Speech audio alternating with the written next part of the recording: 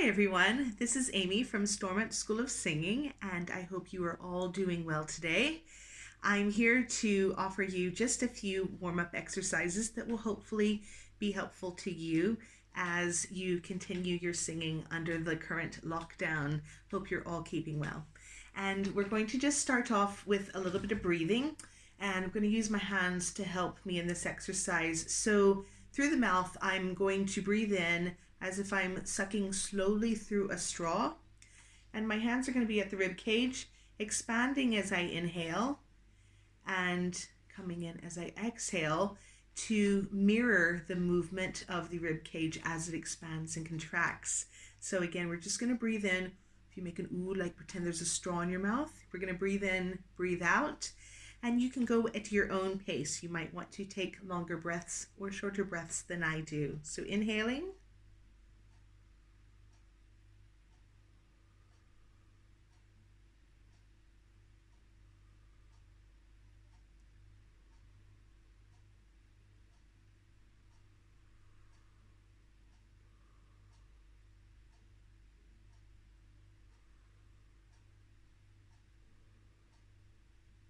And release. So I didn't go really out here.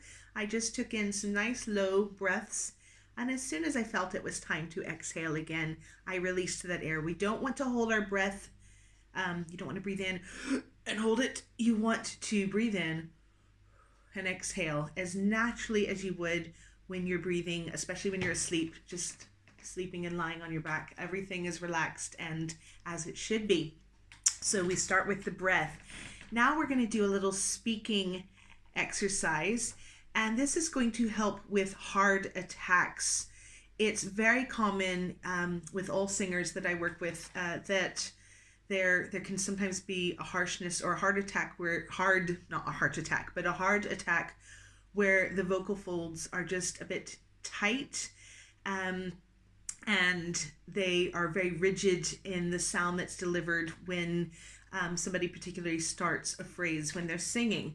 So to get the idea of what this hard attack feels like on the muscles, we're going to take this little phrase, and every word in this sentence begins with a vowel sound, which is why it will exaggerate the sound of the hard attack that I am talking about. I sometimes refer to this as a glottal attack. I ordered an apple, an artichoke, and an egg omelet. And if you hear me say that, you can kind of hear how I'm punching that. I ordered an apple. And that's not very good for singing because, again, everything's very rigid. It's not very free because it's the opposite of what we're going for. We want a nice rounded throat when we inhale and release our sound. And speaking and certainly singing that way is not going to be very healthy.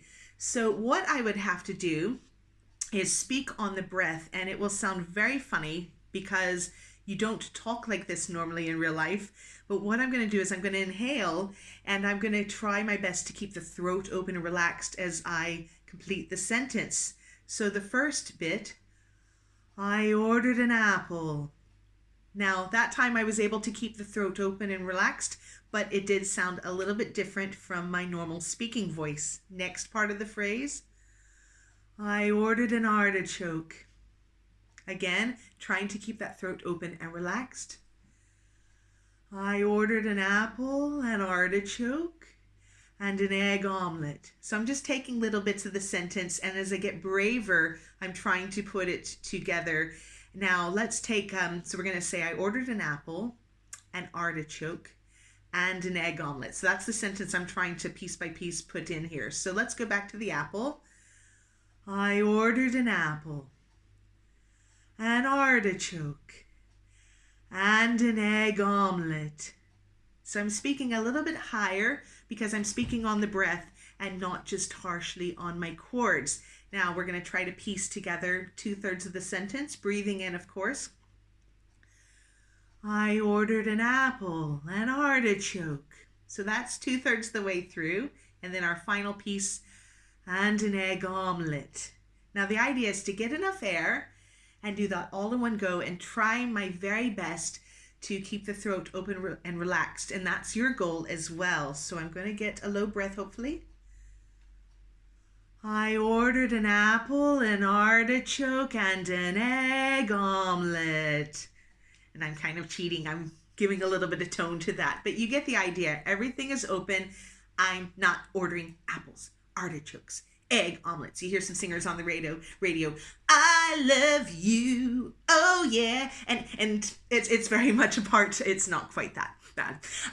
But you do hear a lot of those heart attacks, especially in pop music. So we want to again work to, well, maybe not do that so much in any style of music we sing, because it's not good for those vocal cords. Those folds are very fragile, and doing that is kind of like rubbing sandpaper on them, and we don't want to do that to our lovely voices. Now, I'm a teacher, so I'm allowed to demonstrate the incorrect way to do things.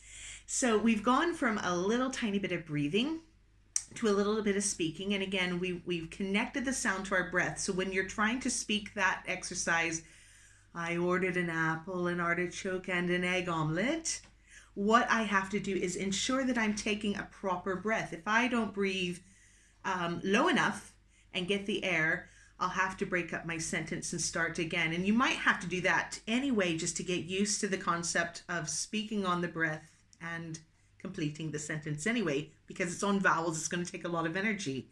So again, we can go back and take it one piece at a time.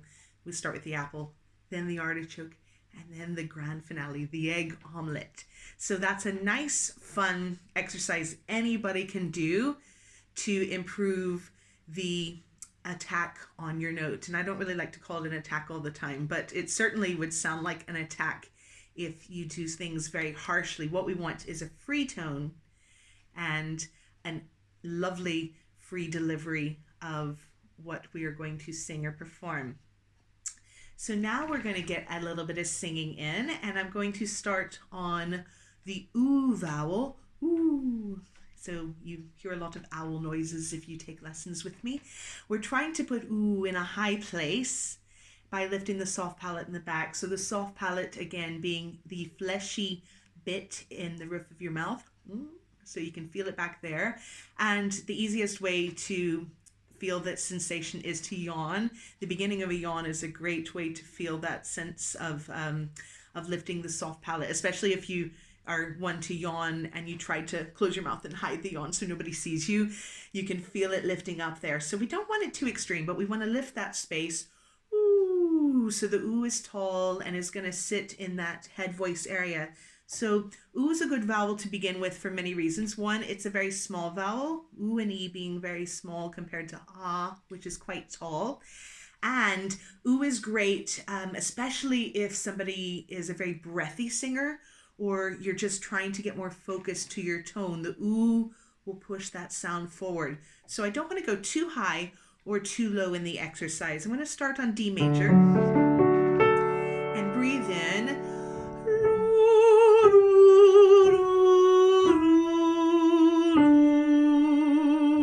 And I'm just singing loo down the 5-tone scale. So when I use that L, loo, I'm keeping the tongue right behind the teeth there. I don't want it to curl back. Tongue tension is not a nice thing. So everything is forward. There's height in the back. I'm inhaling and I'm singing loo down the 5-tone scale. Let's try a few.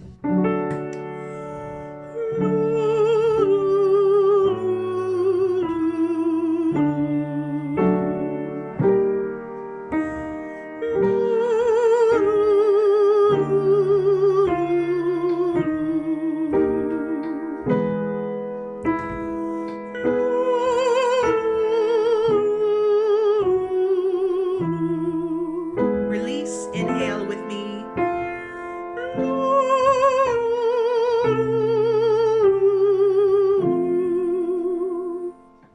And I've just stopped at a C there.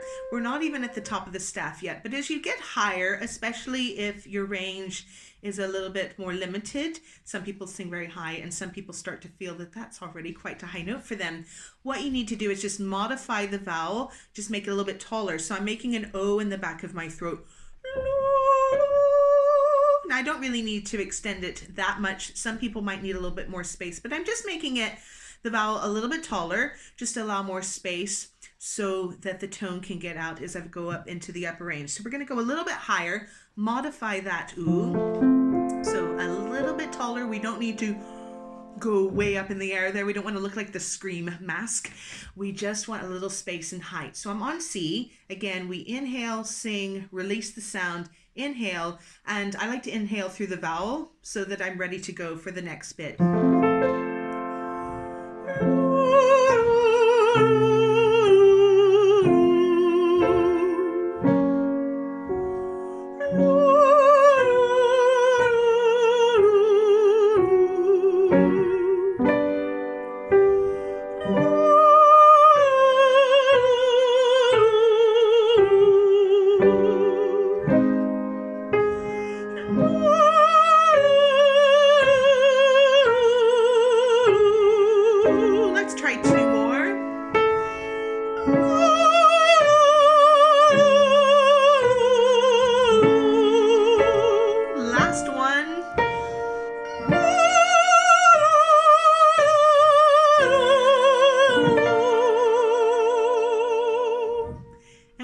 Up to an F there. That's the top of the staff. We've just scraped it. And at that point, I was pretty much at an O. So you do have to open up tall, but the lips were rounded at the front, and it gives that listener the sensation that I am singing an ooh, but without that height, without modifying the vowel, especially for a mezzo-soprano or an alto. That would be very difficult to do if I didn't give it that space for anybody. So that's a top F. Good place to end for that exercise. Now we're going to bring some energy into the singing, and we're going to go to ah. And ah, I found anyway, when I was really getting into serious classical training, it was the hardest vowel because it's just getting the space correct. You either have too little space and it sounds like or too much, and the jaw gets locked up. And I was actually one of those that always did too much. I still do a bit more than I need to. So I had to tone it down a bit. Most people I find with need more space. So I am constantly just picking on it, like taller vowel, taller. And just needs to be quite tall, much taller than the that you use in your normal speaking. And it will probably have a quite different sound when you sing anyway, because the way we say varies. I'm being an American saying somebody from Belfast, somebody saying from England. You know, everybody's going to have a darker, brighter, more narrow, more spread sound. So it's very hard to unify that vowel. So in singing, we do our best to find a way to kind of agree where that placement is. So when I'm saying I need a good bit of space there. See, I've got those two fingers. If I can't fit those fingers in my open mouth, my probably is too small. Now, of course, if I'm going like that, unless I'm going for a top C, D, E, I don't really need that much space, I wouldn't think. So you don't want to have too much either. Too much space is actually really horrible because the jaw, the neck, everything gets tense. So we're just finding that happy medium. Another thing is, again, energizing the sound. It's very difficult sometimes to keep the energy going in some of our singing and some of our songs. So this exercise will help you keep that energy alive. And consonants are our friend because they will help us sometimes do that. And the Z consonant, the Z sound, the Z sound, whatever you want to call it, is an excellent way to energize your breath. V as well. My students know that I love V, a lot of V, but we're going to do Z today in honor of Harriet's bee buzzing, which I loved. I hope you were enjoying Harriet's Facebook Live warm-ups. We certainly have been enjoying them on Thursday nights. So that Z sound, if you breathe in, zzz, easy peasy. As long as I take a breath, I can make a lot of noise with that zzz.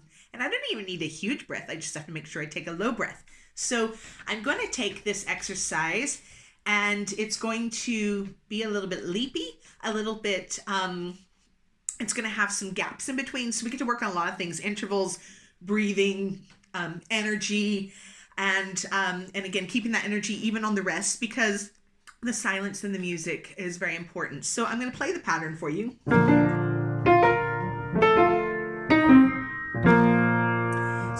a jerky pattern. The first part sounds like an arpeggio. Because it is an arpeggio, it's just a little bit jerky. There's some pauses in between. Now coming down, this is a bit trickier.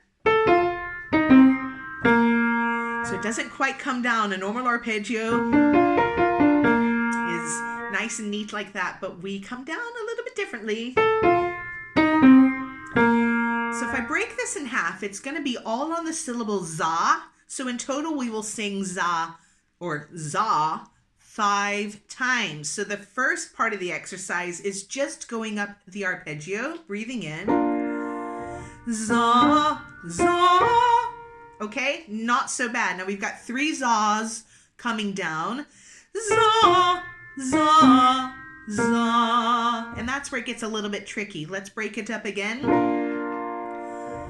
Za, za, za, za, za. So 5 in total. Za, 2, 3, 4, 5. So the last one we just stay on the same note, za, and hold it out. The entire exercise. Za, za, za, za, za.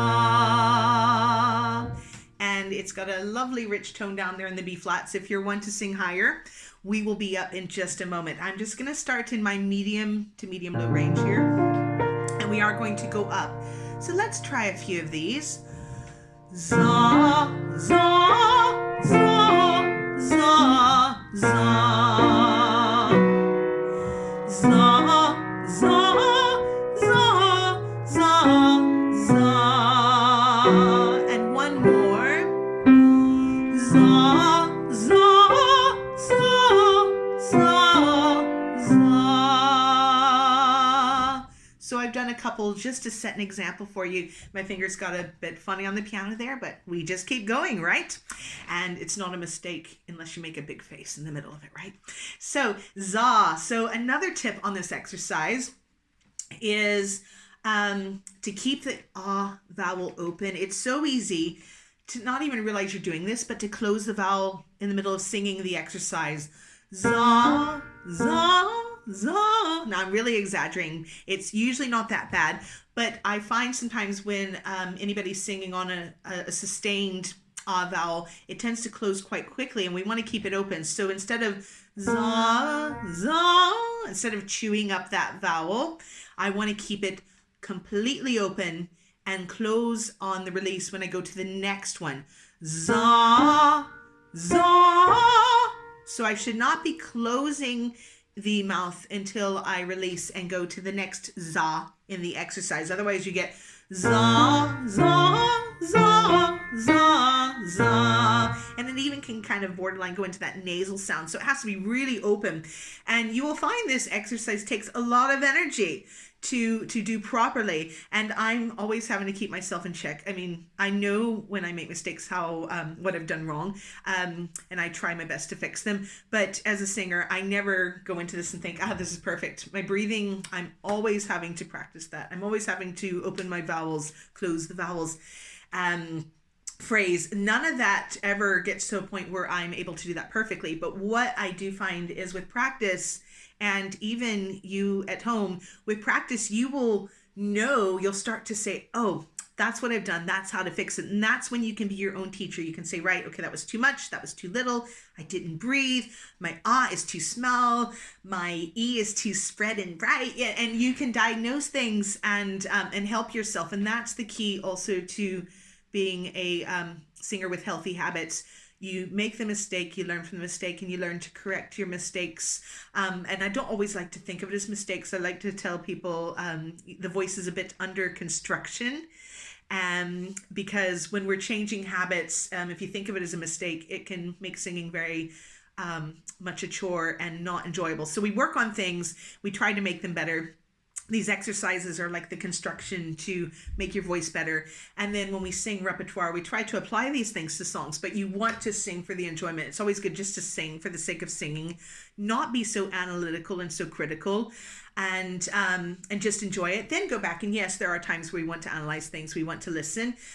Recording yourself on the voice recorder is certainly the most humbling thing, but again, very, very helpful. So when we do these exercises, exercises are a way of teaching you your technique, applying an exercise that you've learned to what we call the real world. The repertoire, the songs that you are singing, is even more helpful, because you can see why you might be doing this with one of your teachers, whoever you're studying with. The why of, why am I doing that? Why do I need to do that? What is the consequence if I don't do what my teacher has advised? So that's a great way of working on your ah vowel and your intervals, your breathing, lots of different things. And then finally, I guess I should throw in some kind of tongue twister. So today what we're going to do is one that I probably have done with just about every student I've taught at some point. Even we'll just say the young and the young at heart have done this. And this is the Bubblegum exercise. Well, I have a couple, but this is one of them. And this is from a choral warm-up collection book that I have. And it's a collaboration of exercises by many American choral directors, and some of them I've actually worked with, which is cool, and others I've never met but might know a little bit about their credentials. So lots of choral directors came together, made a collection, and I know most of people who have been in choir at school have sung at least one or two exercises that come from this collection. So this is our Bubblegum tongue twister, and it starts off not so bad. So that's the little pattern, super bubble gum. And we sing that, super bubble gum. Then super duper bubble gum. Okay, just a little bit harder, but still not too bad. Super duper bubble gum. So if we put those two together, super bubble gum. Then super duper bubble gum. Now here's where it gets fun. Super duper double bubble, super duper double bubble, super duper double bubble gum. And that's a mouthful. And believe me, it's not only tricky to do that, but then it's tricky then to go up the half and start the exercise over. So as many times as I've done this, I still get tongue-tied from time to time. And that's the whole point. It's meant to be good fun. So even if your teacher messes up, that's the point. You know, you go back and say, right, we'll try it again. So I'm going to go back to the start. Super bubble gum. Super duper bubble gum. Super duper double bubble. Super duper double bubble. Super duper double bubble gum. Super bubble gum. Super duper bubble gum. Super duper double bubble. Super duper double bubble. Super duper double bubble gum. Let's go faster. Super bubble gum. Super duper bubble gum. Super duper double bubble. Super duper double bubble. Super duper double bubble gum. One more. Super bubble gum. Super duper bubble gum. Super duper double bubble. Super duper double bubble. Super duper double bubble gum. Yay! So that's the bubble gum. That's one of a few that I have, and I really enjoyed that. No matter how many times I teach that, I enjoy it, and I've had students as young as 83 years old try that one and enjoy it too. It always gets a few giggles out anyway. So I'm going to leave it at that for this week. Thank you if you do stop by to have a listen. Thank you for tuning in, and I hope these exercises will be helpful. So stay safe and hope to see you soon. Bye now.